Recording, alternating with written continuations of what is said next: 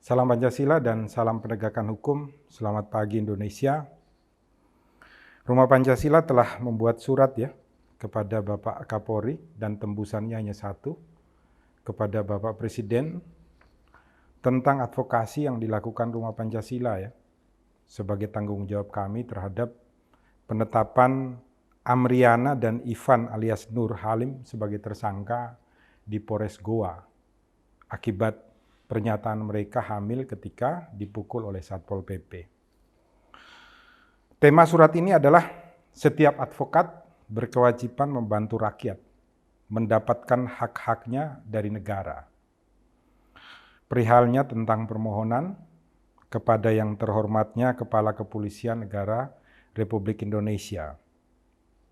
Salam Pancasila, dengan hormat Rumah Pancasila dan Klinik Hukum sebagai organisasi masyarakat yang berdomisili di Kota Semarang, Jawa Tengah memiliki kewajiban moral dan intelektual untuk ikut berpartisipasi membangun Indonesia menjadi lebih baik berdasarkan Pancasila dan Undang-Undang Dasar 1945. Berdasarkan kepada kewajiban tersebut, maka dengan ini Rumah Pancasila dan Klinik Hukum menyampaikan pendapat hukum dan permohonan atas ditetapkannya pasutri di Goa, Sulawesi Selatan yang bernama Amriana dan Ivan alias Nur Halim sebagai tersangka oleh Satuan Reserse Kriminal Polres Goa atas dugaan Pasal 14 Ayat 1 Undang-Undang Nomor 1 Tahun 1946 dan atau Pasal 45 Ayat 2 Junto Pasal 28 Ayat 2 Undang-Undang Nomor 19 Tahun 2016 atas perubahan Undang-Undang Nomor 11 Tahun 2008 tentang Informasi dan Transaksi Elektronika atau IT dengan hal-hal hukum sebagai berikut. 1.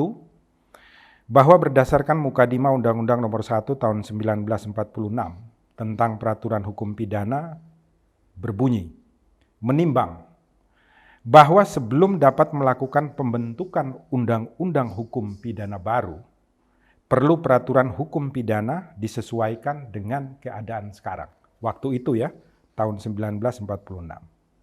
Maka Undang-Undang Nomor 1 Tahun 1946 tentang peraturan hukum pidana sudah tidak berlaku atau tidak dapat diterapkan karena saat ini di negara Republik Indonesia telah berlaku undang-undang khusus yang mengatur tindak pidana yang dipersangkakan kepada pasangan suami istri tersebut, yaitu Undang-Undang Nomor 19 Tahun 2016 atas perubahan Undang-Undang Nomor 11 Tahun 2008 tentang Informasi dan Transaksi Elektronika. Poin kedua, bahwa berdasarkan pada angka 2 tersebut di atas, Amriana dan Ivan alias Nur Halim tidak dapat dijerat dengan Pasal 14 Ayat 1 Undang-Undang Nomor 1 Tahun 1946 tentang Peraturan Hukum Pidana.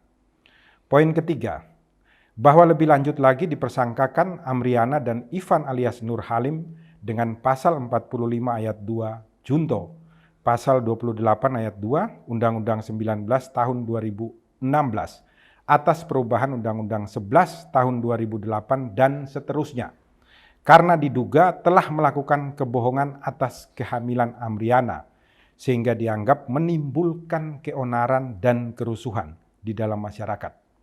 Namun fakta yang terjadi di lapangan adalah ketika Amriana dipukul oleh oknum Satpol PP di Goa, suaminya Ivan alias Nur Halim berteriak bahwa Amriana sedang hamil, bertujuan agar Amriana tidak dipukul kembali oleh oknum Satpol PP Goa yang notabene hal tersebut dilakukan sebagai pembelaan dari serangan yang mengancam Amriana. Poin 4, bahwa berdasarkan Pasal 49 KUHP disebutkan, barang siapa terpaksa melakukan perbuatan untuk pembelaan karena ada serangan atau ancaman serangan, ketika itu yang melawan hukum terhadap dirinya sendiri maupun orang lain, terhadap kehormatan atau kesusilaan, atau harta benda sendiri maupun orang lain, tidak dipidana. Sehingga pernyataan Ivan alias Nur Halim tentang kehamilan Amriana adalah dalam rangka untuk menyelamatkan istrinya Amriana agar tidak dipukul kembali oleh Satpol PP Goa bukan untuk menimbulkan keonaran maupun kerugian bagi siapapun di rumah Indonesia. Poin kelima, bahwa berdasarkan Mukadimah Undang-Undang Nomor 19 Tahun 2016 atas perubahan Undang-Undang Nomor 11 Tahun 2008 dan seterusnya, tujuan Undang-Undang IT adalah dalam rangka mewujudkan keadilan, ketertiban umum, dan kepastian hukum. Maka alangkah tidak pantas dan tidak patut apabila seseorang yang membela diri sendiri maupun membela orang lain dari sebuah serangan justru perkaranya ditindaklanjuti dan dinaikkan ke muka persidangan. 6. Bahwa berdasarkan tujuan Undang-Undang IT tersebut, maka apakah menghukum orang yang menyatakan dirinya hamil untuk menghindari diri dari pukulan aparatur penegak hukum, yaitu Satpol PP, adalah wujud keadilan? Atau apakah menghukum orang yang menyatakan dirinya hamil untuk menghindari diri dari pukulan aparatur penegak hukum, yaitu Satpol PP, adalah wujud ketertiban umum?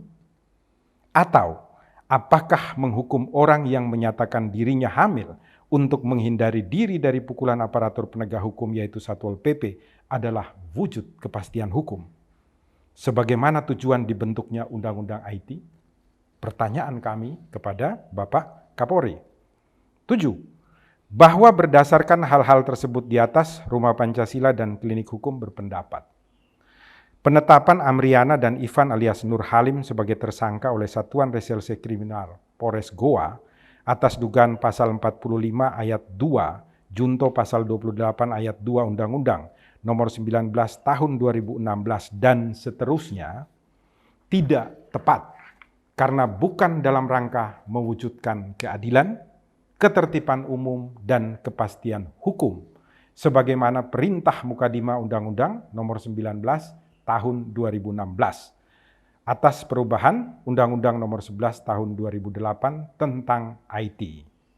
Poin ke-8 atau terakhir, bahwa berdasarkan hal-hal tersebut di atas, kami mohon agar Bapak Kepala Kepolisian Negara Republik Indonesia memerintahkan kepada Kapolres Goa beserta penyidik Satuan Reserse Kriminal Polres Goa yang memeriksa perkara tersebut untuk memanggil dan memeriksa ahli pidana dan kemudian melakukan gelar perkara khusus guna menghentikan perkara tersebut.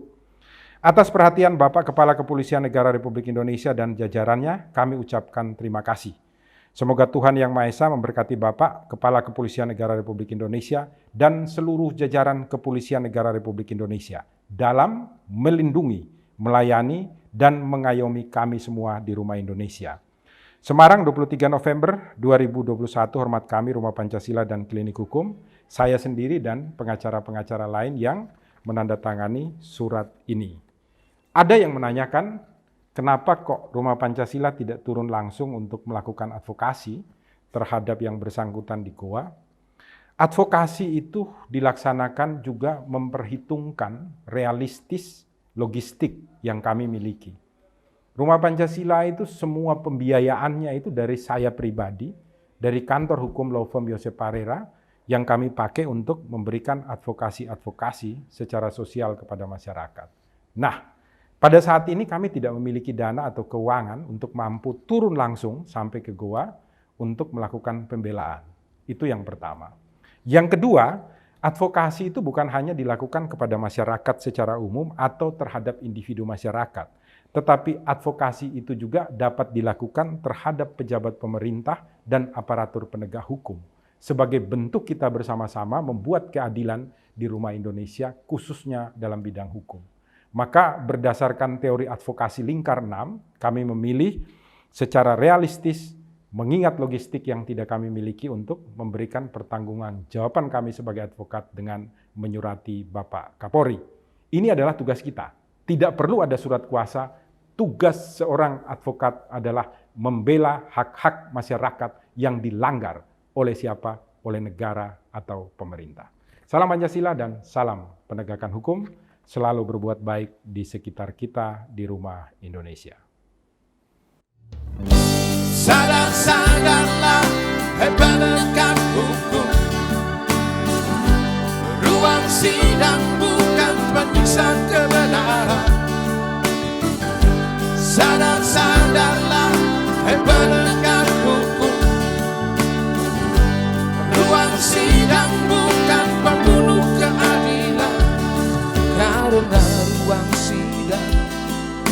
Allah untuk